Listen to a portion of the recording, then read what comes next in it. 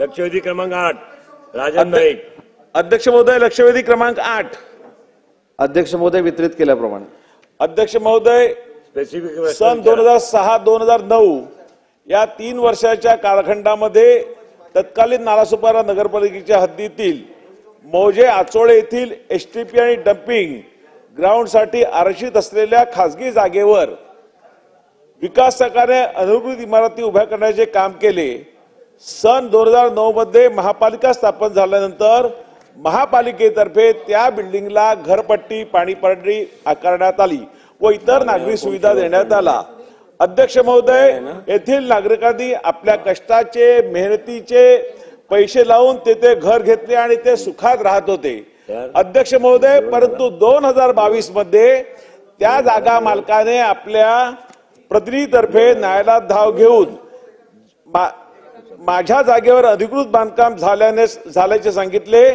न्यायालयाने ह्या इमारती आरक्षित जागेवर अनधिकृतरित्या उभारल्या गेल्यामुळे तोडण्याचे आदेश दिले। या आदेशाचे पालन करत महापालिकेने इमारतीवर तोडक कारवाई केली। अध्यक्ष महोदय, राजन नाईक, प्रश्न विचारा, तुमचा प्रश्न सुटेल। प्रश्न स्पेसिफिक प्रश्न आहे। या आदेशात रहिवासी सर्वोच्च न्यायालयात गेले, सर्वोच्च न्यायालयाने तो आदेश कायम ठेवत त्यांचे पुनर्वसन करता येईल का याची शक्यता ही तपासून पाहण्याचे सांगितले।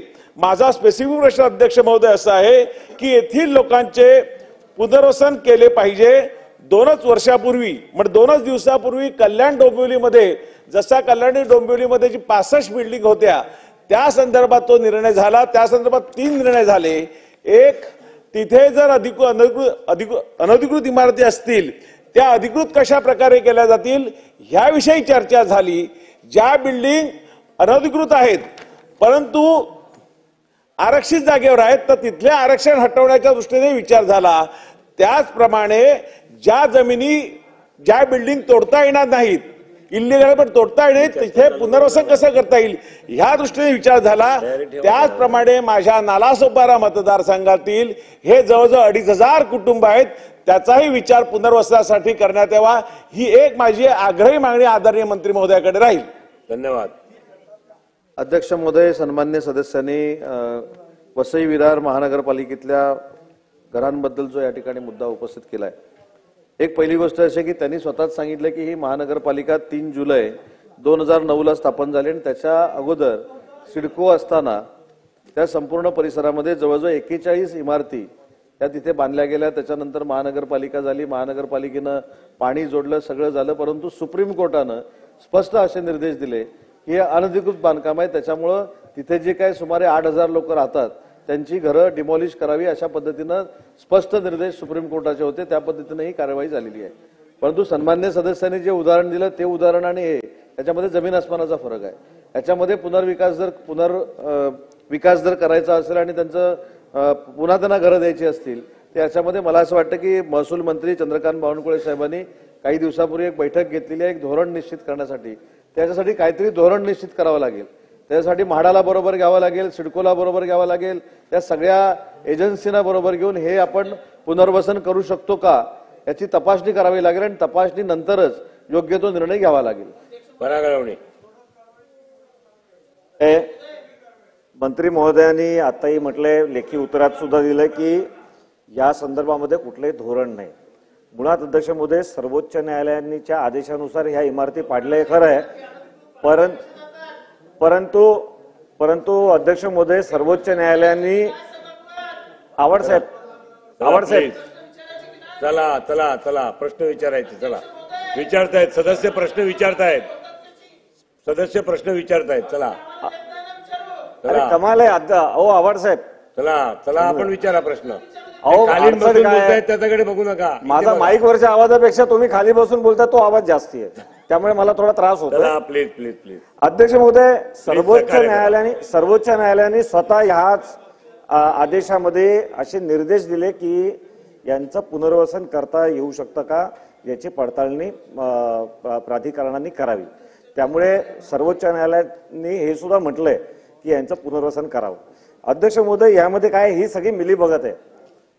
मालकाला माहित नव्हतं का की इथे इमारत बनते आहे, इमारत बनवू द्यायची, इमारत स्वतः बांधण्यामध्ये संगनमतामध्ये भाग घ्यायचा आणि त्याच्यानंतर पुन्हा सुप्रीम कोर्टापर्यंत जायचा आणि इमारत पाडण्यासाठीचे आदेश आणायचे. हा खेळ अध्यक्ष महोदय आहे. मला या निमित्ताने ही सूचना करायची आहे. हा आरक्षित भूखंड आहे, हा आरक्षित भूखंड आहे, परंतु अद्यापही संपादन झालेला नाही. अध्यक्ष महोदय, आपण जाणता की संपादन जेव्हा होतं तेव्हा त्याच्यावर जर का काही स्ट्रक्चर्स असतील तर त्यांच्या पुनर्वसनाचा जो कॉस्ट आहे तो कमी करून मालकाला दिला जातो. आणि त्यामुळे या ठिकाणी अशा पद्धतीच्या जे लोक तिकडे होते त्यांची जबाबदारी ही मालकाची होती. मालकाने तिकडे इमारती होऊ दिल्या तेव्हा कुठलीही तक्रार केली नाही. आणि त्यामुळं पहिला प्रश्न की ह्या भूखंडांच्या संपादनाची कारवाई शासन करणार का, नंबर 1. आणि नंबर 2, ते संपादन करत असताना मालकाकडून हा पुनर्वसनाचा खर्च वसूल होणार असल्यामुळे या बाधित लोकांनाचं पुनर्वसनाची जबाबदारी सरकार घेणार का आणि त्यासाठी धोरण बनवणार का? महोदय, मी सुरुवातीला जसं सांगितलं की यांचं जर पुनर्वसन करायचं असेल तर याच्यासाठी एक धोरण बनवावं लागेल. सगळ्या एजन्सी ज्या आहेत जी घरं देतात त्या सगळ्या एजन्सींना सोबत घ्यावं लागेल आणि त्याच्यानंतर एक विस्तृत धोरण बनवूनच योग्य ती कारवाई करणं याच्यावर योग्य ठरेल. म्हणून मी असं म्हटलं की धोरण करण्याच्या संदर्भामध्ये शासन त्याच्यामध्ये निर्णय करेल आणि धोरणानंतर नक्की त्याच्यामध्ये काय आहे हे बघूनच धोरण निश्चित करावं लागेल. कारण ही महानगरपालिका कधी झाली, हे आरक्षण कधी होतं, आरक्षणावर कोणी बांधलं, हे सगळं रेकॉर्ड सुप्रीम कोर्टाकडे आहे. आणि सुप्रीम कोर्टानं थेट हा निर्णय दिला नव्हता. जो उच्च न्यायालयाने निर्णय दिलेला होता त्याच्या विरोधात काही मंडळी गेल्यानंतर उच्च न्यायालयाचा निर्णय हा सुप्रीम कोर्टानं कायम ठेवलेला होता. आणि त्याच्यामध्ये पुनर्वसनाच्या बाबतीमध्ये सरकारनं असं म्हटलेलं आहे की पुनर्वसन करण्याच्या दृष्टीमध्ये योग्य तो निर्णय हे घेणार आहे, परंतु ते धोरणच नाही. त्याच्यामुळे धोरण निश्चित करावं लागेल आणि धोरणासाठी योग्य ती कारवाई करू. धन्यवाद. राजन नाईक, झाला आहे प्रश्न. हे केवळ मंत्री महोदय स्पेशल लीव्ह पिटिशन मध्ये सर्वोच्च न्यायालयाने जे निर्देश दिले त्या संदर्भामधली बैठक आपण ज्या धोरण ठरवायचे ती आपण किती दिवसात घेणार, म्हणजे जवळजवळ 2,500 परिवार यांच्यासाठी हा प्रश्न जिव्हाळाचा आहे. घरं तुटलेली आहेत, तर आपण त्याच्या संदर्भात महिनाभरात 1 महिन्याचा आत धोरणासाठीची बैठक घ्यावी आणि ती सुरुवात करावी. अध्यक्ष महोदय, चला पुढे.